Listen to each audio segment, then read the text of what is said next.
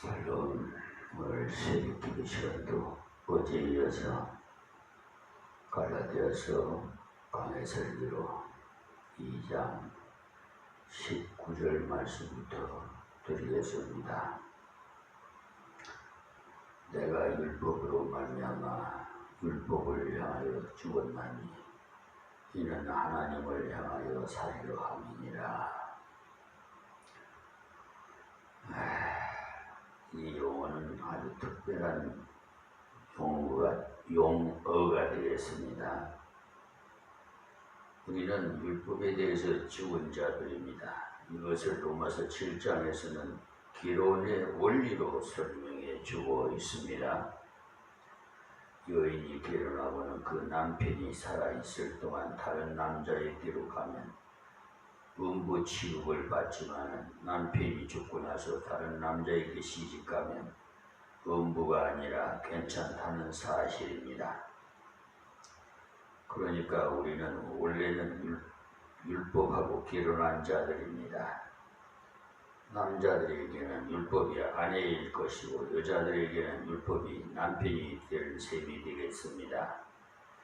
그런데 이 율법 남편이 얼마나 똑똑한지 모릅니다.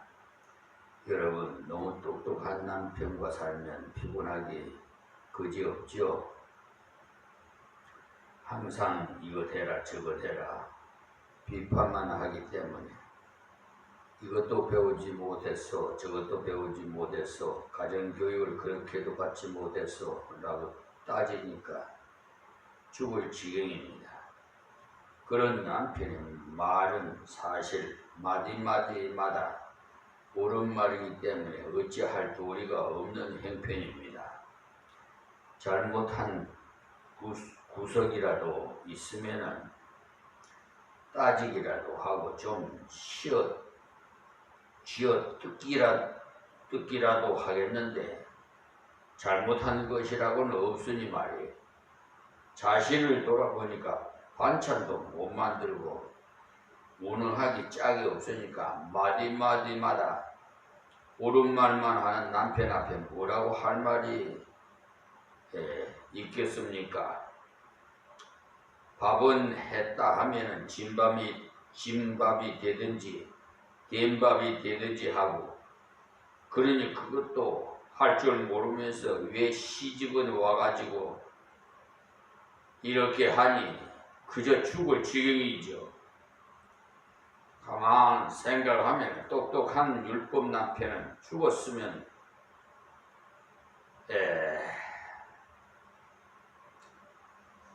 바라도 죽지 않고 똑똑하기 짝이 없는 남편만 죽어버리면 다른 남자에게 시집이라도 가겠는데 도무지 안 죽으니까 에라 내가 죽자 하고 율법을 향해서 내가 죽으마 그러니 너는 많이 똑똑해라 하고 자신이 죽어버렸다는 겁니다. 죽고 나서 이제는 은혜라는 남편과 결혼했어요.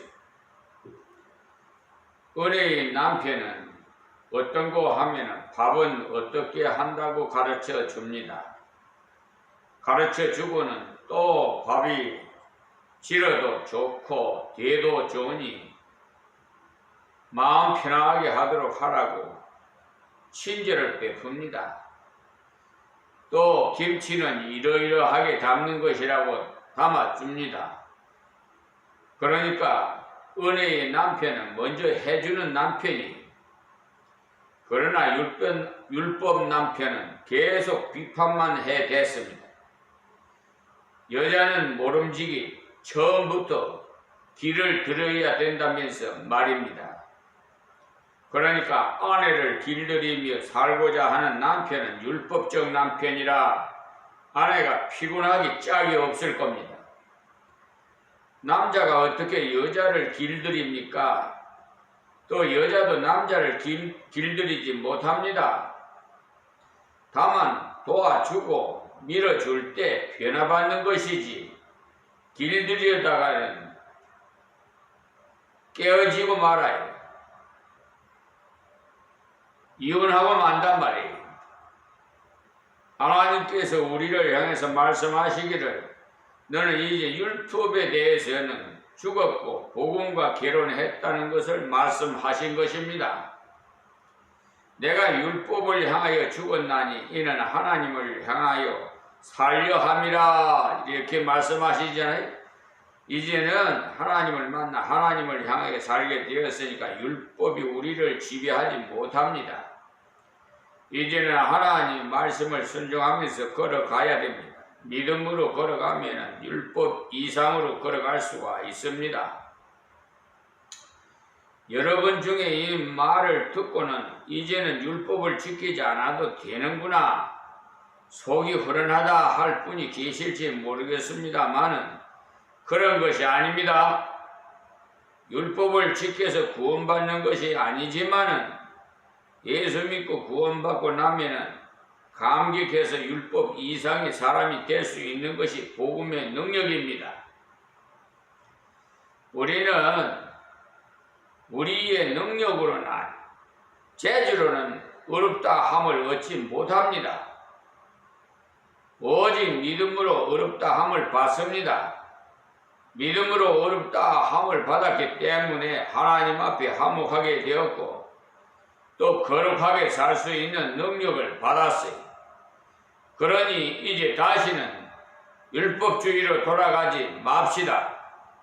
율법주의로 돌아가면 자유를 잃어버리게 되어 사람에게 매이고 율법에 매이고 의식에 매이게 됩니다.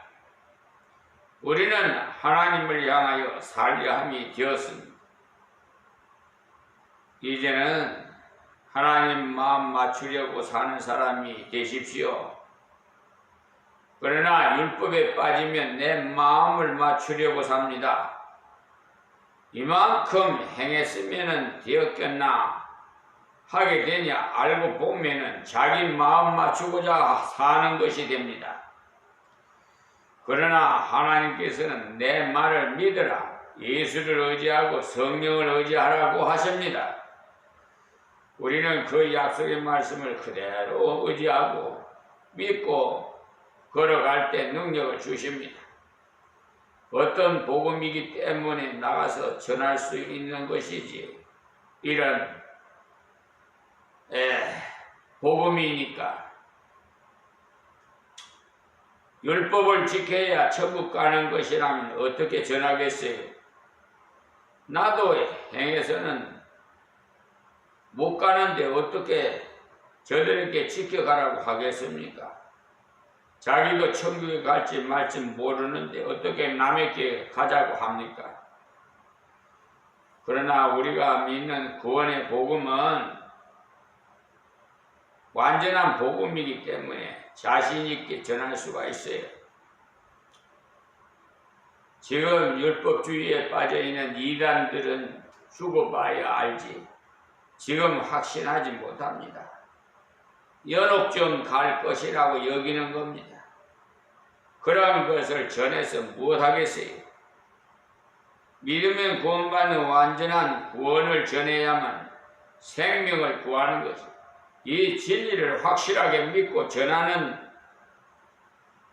우리 하나님의 백성이 됩시다. 그리고 19절에서 21절의 말씀은 서론을 말씀드리겠는데요. 갈라디아 교회는 원래 하나님 복음을 확실하게 받는 교회입니다. 그러나 시간이 지나가면 율법주의 유대인들이 내려와서 갈라디아 교회를 혼잡하게 했어요. 우리나라 교회도 초기에는 선교하신 분들은 복음적인 신앙인들로서 성경적인 신앙을 심어 주었어요. 그러나 기독교 역사가 오는 동안에 혼잡한 사상들이 교회 안에 가만히 들어왔기 때문에 성경적인 신앙에서 떠나간 교회들이 많이 있습니다. 그렇기 때문에 갈라디아서를 통해 교훈을 잘 받아서 자신이 성경적인 신앙 위에 확실하게 설 뿐만 아니라 이것만은 증거해야 생명 건지는 합당한 일을 하는 것입니다. 1장에서는 바울 사도 자기가 전한 순수한 복음은 인간으로부터 온 것도 아니고 배운 것도 아니고 오직 하나님이 계시로 받은 것이라고 했어요. 그러니까 1, 2장은 바울 자신의 간증도 됩니다. 2장에 들어와서는 안디옥 교회를 어지럽게 하는 이단들이 교회 안에 가만히 들어왔기 때문에 그들을 척결하기 위해서 예루살렘 회의에 올라갔던 이야기가 2장 1절에서 10절까지에서 말씀했습니다. 바울 사도가 예루살렘 교회에 올라와서 일찍이 사도된 자들과 교제함으로 자기의 신앙이 확실하다는 것을 더욱 깨달았습니다. 그런데 11절부터 나오는 내용은 가장 유명한 사도인 베드로가 사람의 눈치를 보다 보니까 순수한 복음에서 약간 변질이 된 내용이 나와요. 베드로가 안디옥 교회에서 이방인들과 함께 음식을 먹다가 유대인들이 들어오므로 겁이 나서 먹지 않은 것처럼 외식했으므로 바울 사도가 그를 크게 면책했습니다. 그러니까 성도의 올바른 교제는 형제가 잘하는 것은 더욱 잘할 수 있도록 밀어주고 협력해 주지만 또 잘못된 건 고쳐주는 일도 해야 됩니다. 16절부터 나오는 말씀의 내용은 그에 대한 가장 중요한 핵심되는 말씀이기 때문에 진도가 빨리 나가지 못하고 있어요. 성도의 그 교제 중에 가장 중요한 것은 그리스도의 복음으로 확실하게 구원받았는지 서로 일깨워주고 확인해주고 복음에서 빗나갔을 경우에는 교정해 주는 것을 잘 해야 됩니다. 베드로가 훌륭한 사도였으나 공중 앞에서 잘못했으므로 공중 앞에서 면책한 것입니다. 하나님의 은혜로 구원받은 것을 믿고 있으면서 이방인과 같이 교제했던 사람이라면서 유대에서 온 사람이 눈치를 보느라고 이방인과 교제하지 않은 사람처럼 행동하는 것은 다시 율법주의로 돌아가는 것이 아니냐고 따졌던 것입니다. 물론 베드로가 율법주의로 돌아간 것은 아닙니다. 잠시 이단적인 사상에 빠져서 자유를 잃어버리고 평화를 잃어버린 결과가 온 것이지요. 여러분들도 순수한 복음을 믿었으면 영생을 받았고 앞으로 영원히 받습니다. 그러나 가다가 잘못된 이단 사상에 약간이라도 감염되면 그리스도 안에서 자유를 잃어버리며 평화를 잃어버리게 돼요. 그로 인해서 감격이 사라지고 그래서 마귀의 종로를 하게 되는 겁니다. 저 어떤 유명한 원로 목사처럼 우리는 사람의 종이 아니요 율법의 종이 아닌 하나님의 아들이요 딸로서 자유한 자입니다. 그런데도 불구하고 잠시 실수로 그렇게 되는 수가 있는 겁니다. 16절부터는 그 내용을 집중적으로 다루고 있는데요. 사람이 그렇게 되는 것은 율법의 행위로서 되는 것이 아닙니다.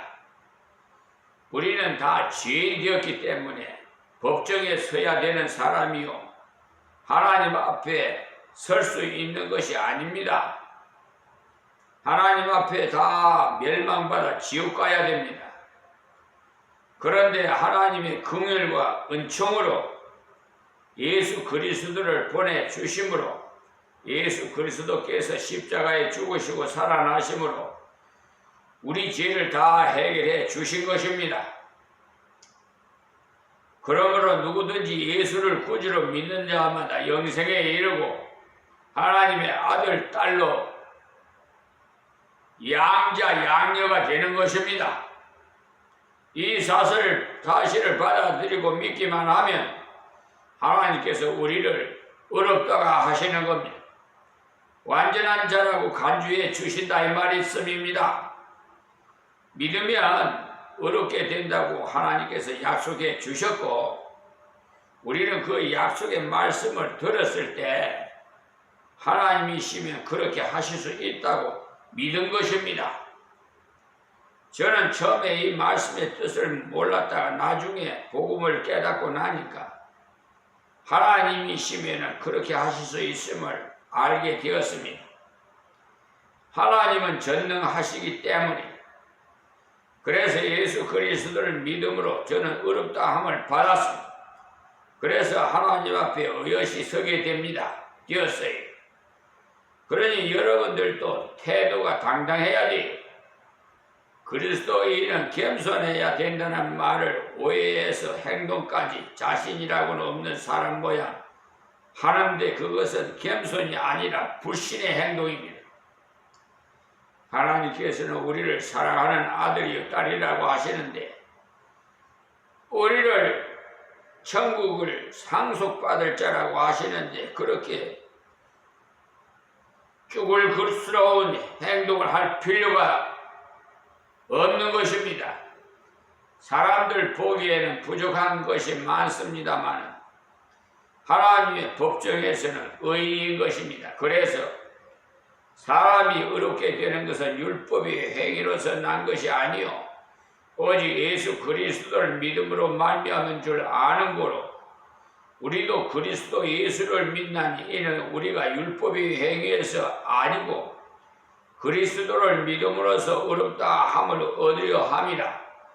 율법의 행위로서는 어렵다 함을 얻을 육체가 없느니라고 하셨습니다. 우리는 부족하나 예수 그리스도께서 완전하신 것처럼 예수 그리스도를 의지하는 우리 성도는 완전한 겁니다. 하나님께서는 나를 보시는 것이 아니라 예수 안에 있는 나를 보시는 겁니다. 그렇기 때문에 나를 예수처럼 취급하시는 것입니다. 그래서 감히 하나님 앞에 의인으로서 나오는 겁니다. 죄인 그대로는 하나님 앞에 나올 수 없습니다. 죄인 그대로 나오면 심판뿐입니다. 그러므로 바울도 유대인도 그 누구도 율법으로는 없다 함을 얻을 육체가 없습니다. 성경의 율법뿐만 아니라 세상 나라의 율법으로도 어렵다고 할 수 없습니다. 어떤 사람은 모범적으로 살았다고 표창을 받습니다만 그 사람도 나라의 법을 다 지킨 것이 아닙니다. 가지 말아라는 오른쪽으로도 갔을 것이고 간혹 신호등 따라 횡단보도를 건너지도 않았을 겁니다. 그 사람이야말로 착한 사람이라고 하겠지만 별 수 없는 사람이에요. 만약에 우리 속을 다 들여다보는 렌트겐이 있다면 1시간 동안 생각한 것만 비춰봐도 지옥 가고도 남을 겁니다. 하나님께서는 우리의 행위를 보시고 심판하는 것이 아니고 우리의 중심을 보시고 심판하시는 겁니다. 그러니 율법으로서는 아무도 하나님 앞에 설 수가 없는 것입니다. 자, 17절부터 간단하게 복습하고 오늘 말씀으로 들어가겠습니다. 만일 우리가 그리스도 안에서 어렵게 되려 하다가 죄인으로 나타나면 그리스도께서 죄를 짓게 하는 자냐? 죄를 짓게 하는 자냐? 결코 그럴 수 없느니라 했어요. 자기가 죄인인 줄 모르는 자는 예수님을 믿지 않습니다. 물에 빠지지 않은 사람은 건져주겠다고 손 내미는 사람의 손을 잡지 않습니다. 그러니까 17절 말씀은 내가 어렵게 여김을 받고자 했는데 알고 보니 큰 죄인이더라는 겁니다. 그렇다고 그리스도께서 죄를 짓게 하는 자가 아니라는 사실입니다. 그리스도께서는 죄를 깨닫게 할 뿐 아니라 죄에서 건져주시는 분이시라는 사실을 아십시오. 자, 18절입니다. 만일 내가 버렸던 것을 다시 세우면 내가 나를 범법한 자로 만드는 것이라 그랬어요. 범법한 자로 만드는 것이라. 그러니까 복음을 믿었다가 사실 율법으로 돌아갔다면 버렸던 것을 다시 세우는 자가 된다는 겁니다. 그러니 그동안 죄를 많이 지었기 때문에 범법한 자 된 증거가 나타난다는 거예요. 그러니 율법주의로 돌아가는 것이야말로 어리석은 짓이라는 것입니다. 그리고 19절의 말씀에 내가 율법으로 말미암아 율법을 향하여 죽었나니 이는 하나님을 향하여 살려 함이니라 했어요. 바울 사도는 율법에 대하여는 죽었다고 했어요. 율법과는 관계를 끊었다는 겁니다. 왜냐? 율법으로는 도저히 하나님 앞에 설 수 없다는 것을 확실하게 깨달았기 때문에 율법의 한 계명도 온전하게 지킬 수 없더라는 것이 우리는 율법을 위하여는 죽는 자들입니다. 지난번에 예를 들어서 설명해 드린 그대로 율법은 우리의 남편이었어요. 이 남편이 얼마나 똑똑한지 빈틈이라고는 없어요. 빈틈없는 남편과 살면 계속 비판만 받습니다. 율법의 남편이 그러한 것입니다. 그의 말은 마디마다 옳습니다. 틀린 말이라고는 없어요.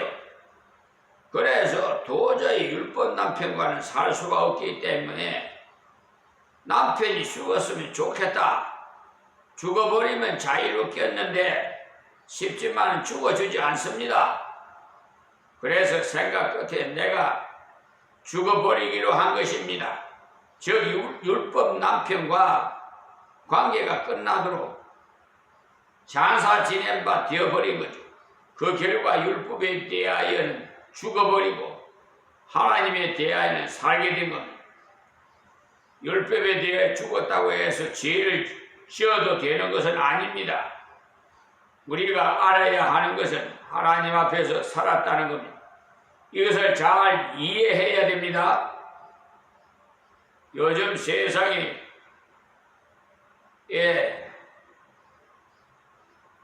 사법고시를 보고 법에 대해서 전문가들이 엉뚱한 소리를 해요. 그런 자와 똑같아요. 그래서 로마서 6장 8절부터 보시면은 만일 우리가 그리스도와 함께 죽었으면 또한 그와 함께 살 줄을 믿노니 이는 그리스도께 죽은 자 가운데 사셨음에 다시 죽지 아니하시고 사망이 다시 그를 주장하지 못할 줄을 아미노라. 그의 죽으심은 죄에 대하여 단번에 죽으심이요 그의 살으심은 하나님께 대하여 살으심이니 이와 같이 너희도 너희 자신을 죄에 대하여는 죽은 자요 그리스도 예수 안에서 하나님을 대하여는 산 자로 여길지어다. 이렇게 말씀하셨습니다. 우리가 죄에 대하여는 단번에 죽었어요. 그리고 하나님 앞에 살게 되었으니 영원히 사는 것이지요. 하나님께서 영원히 계시는 분이시니 우리가 영생하는 것입니다. 우리가 예수 그리스도를 믿을 때 우리의 모든 죄는 단번에 용서받습니다. 앞으로 지을 죄까지 한꺼번에 다 지불하셨기 때문에 예수님께서 십자가에 죽으심으로 우리 죄값은 다 지불하였어요. 우리 죄값만 아니라 온 인류의 죄값을 단번에 다 처리하신 겁니다. 요일서 2장 2절을 보십시오. 그리고 하나님께 대하여는 영원히 살으심이 된 겁니다. 그리고 중요한 말씀은 이와 같이 너희도 너희 자신을 죄에 대하여는 죽은 자요라고 했으니까 율법의 관계와 죄의 관계는 끝난 것입니다. 그리스도 예수 안에서 하나님을 대하여는 산 자로 여길지어다. 왜 여길지어다? 라고 하신 줄 아십니까? 우리가 예수 믿고 난 후에 늘 감사하고 찬송만 한다면 이 말씀을 하지 않아도 됩니다. 저절로 나야말로 의인으로다 느끼며 살 테니까. 그러나 우리는 가다가 지혜를 짓고 넘어지게 되기 때문에, 그러니까 자기 행위를 보아하니 아무래도 부족하고 또 부족이라 그것을 마귀가 놓칠세라 이혼합니다. 네가 의인이라고 큰 소리 쳤지만은 금방 넘어졌는데 어떻게 의인이냐? 네가 의인이라고 큰 소리 쳤지만은 아무래도 자격이 없어. 너는 지옥 가야 맞다. 이렇게 하는데 그 속닥거림에 맞아 하고는 찔찔 끌려다니기 쉽습니다. 교회 다니면서도 예수 믿으면서도 마귀 말에 기가 죽어서 찔찔 끌려다니는 사람이 얼마나 많은지 몰라요. 여러분 자신들은 마귀에 미혹당한지를 몰라요. 제3자가 뭔지 알아요. 그래서 바울 사도가 강조하기를 너는 이제 예수 안에 들어가 버렸다.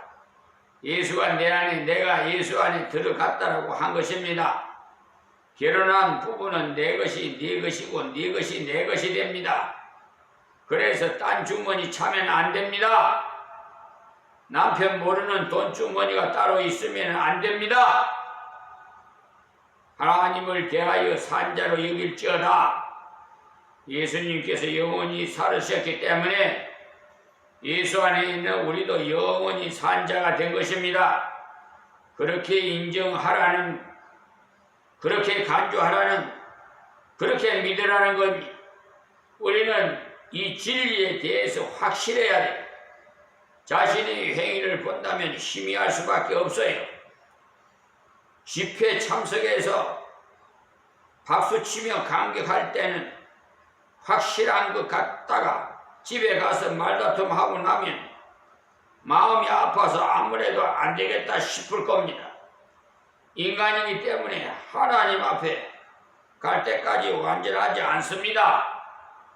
그러나 분명히 아셔야 되는 것은 그리스도 안에 들어간 자는 어렵게 이겨야 됩니다. 여기고 이겨야 돼. 또 로마서 14장 7절부터도 보시면 우리 중에 누구든지 자기를 위하여 사는 자가 없고 자기를 위하여 죽는 자도 없도다라고 했어요. 우리가 살기도 주님을 위해서 살아야 되고 죽어도 주님을 위해 죽어야 됩니다. 주님의 은혜로 죄사함 받은 우리는 우리를 위해 사는 것이 아니고 우리를 위해 죽는 것이 아닙니다. 안 믿는 사람은 죽는다는 것을 기분 나쁘게 여깁니다만 우리 믿는 사람까지도 죽는 것을 기분 나빠하면 안 된다는 말입니다. 우리는 결국은 다 죽어요. 죽되 주님을 위해서 죽자는 겁니다. 그러니 죽는 것을 위해 기도하세요. 죽을 때 약사발만 가지고 있지 마시고 증거를 남기고 갈 수 있도록 기도하자는 겁니다. 후손에게 형제에게 확실한 믿음과 증거를 남기고 갈 수 있도록 기도해야 됩니다. 그렇게 하기 위해서는 주님을 위해 죽자는 거죠. 그렇게 살아야 하는 이유는 내 것이 아니라 주님의 것으로 명이 변경된 몸이기 때문입니다. 내 몸이 아니에요. 예수님의 핏값으로 우리를 사셨어요. 하나님께서. 그러니까 소유권은 하나님께 있어요. 우리는 오직 하나님의 도구로서 청지기의 역할을 해요. 내 마음만 주님의 것인 줄 아는데 내가 가진 모든 것이 다 주님의 것. 그래서 물질도 주님을 위해 써야 되고 자식도 주님을 위해서 키워야 되고 우리의 모든 것이 주님으로 존재한다는 사실을 아시고 생활에서 주님 뜻대로 살아야 됩니다. 그렇지 않다면 생활로서는 주님을 주로 믿는다는 것을 거절하는 행동이 됩니다. 우리 주님께서는 우리의 전부를 사셨어요. 우리가 싫어도 주를 위해 살고, 그러니까 우리가 살아도 주를 위해서 살고 죽어도 주를 위해서 죽나니 그러므로 사나 죽으나 우리가 주의 것이로다. 주의 것이로라고 살아도 주의 것, 죽어도 주의 것인 이유를 말씀하시기를 이를 위하여 그리스도께서 죽었다가 다시 살으셨으니 곧 죽은 자와 산 자의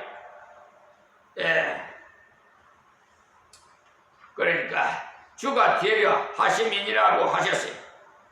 살아도 주님을 위해, 죽어도 주님을 위해 죽게 하기 위해서 예수님께서 우리를 위해 죽으시고 살으신 겁니다. 우리가 이 진리를 바르게 안다면 바울 사도가 한 말을 이해하게 될 것입니다. 예수 믿음이 이렇게 사나 저렇게 사나 천국은 가겠지 하는 것은 너무나 파렴치한 생각이, 예수님께서 십자가에 죽으심으로 우리의 모든 죄를 다 해결하셨습니다. 그러니 이제는 우리의 것이 없어요. 전부가 주님의 것. 주님께서 우리를 사셨기 때문에.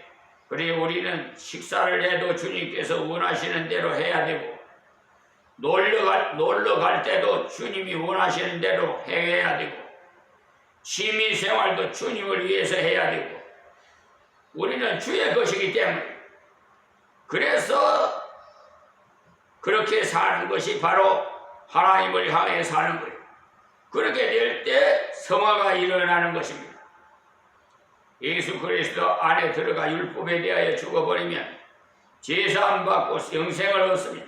그러나 하나님을 향하여 살아야만 하나님 닮은 거룩이 일어나는 겁니다. 성화가 되어진다 이 말씀입니다. 오늘은 여기서 말씀을 맺겠습니다.